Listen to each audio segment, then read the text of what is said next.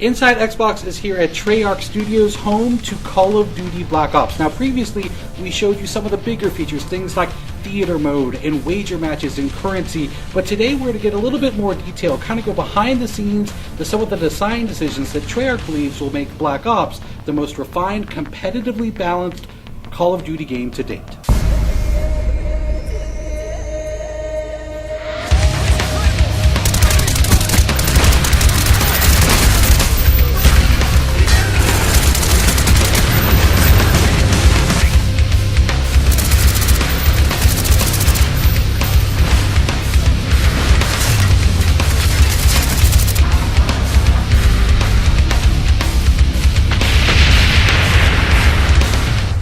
One of the great things about having such a large community of players playing our game is that it isn't very difficult for us to hear when fans do not like something about our game or they do like something about our game. All we have to do is listen, and we are listening. So kill streaks in Black Ops are they're a little bit different. First of all, we listened to the community and implemented that kill streaks don't count towards each other kill streaks, because there's a lot of complaints about how the rich get richer and it becomes kind of a griefing mechanic and encourages people to camp and that sort of thing. So we wanted to clean that up a little bit.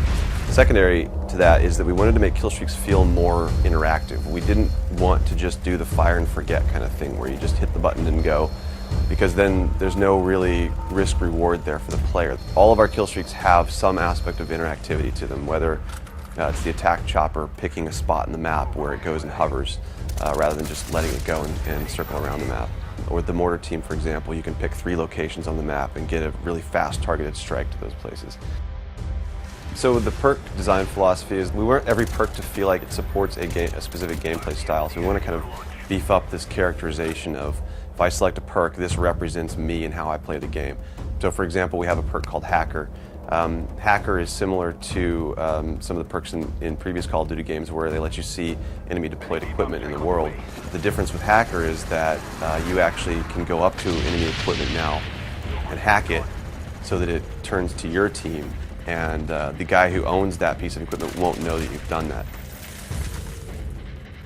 One of the big changes that we're making in Black Ops multiplayer is that your perk 1 slot is what determines what your character model is. For example, Flak Jacket is one of them. Flak Jacket decreases explosive damage, so the character model is all beefed up. He's kind of inspired by that bomb diffuser kind of guy with padding and extra elbow pads and knee pads and helmet. So you can tell from a distance at a glance that guy has Flak Jacket as one of his perk 1 slot selections. And if you throw a grenade, he's probably not going to die from the grenade.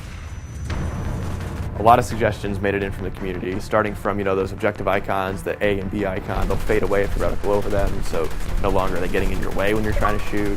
Shotguns are primary weapons now again, so something like a shotgun is so lethal, it should behave like a shotgun, so it needs to be in that primary weapon slot. We have the grid coordinates on the overhead map, so whether you pull up your pause menu or in the top left corner, so it's going to be very, very easy for you to call out exactly where action is happening. Instead of having to say, oh, he's over by grandma's house, you can now say, oh yeah, he's in quadrant D, 3.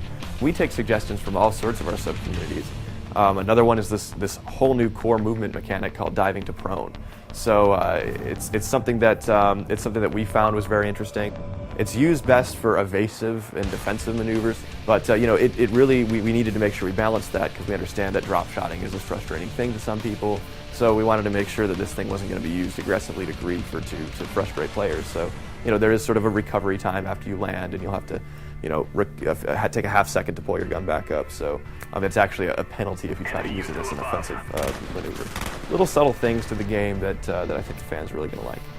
We hope you've enjoyed our in-depth look at what it takes to put together the multiplayer for a game like Call of Duty Black Ops. Thanks everyone for watching Inside Xbox.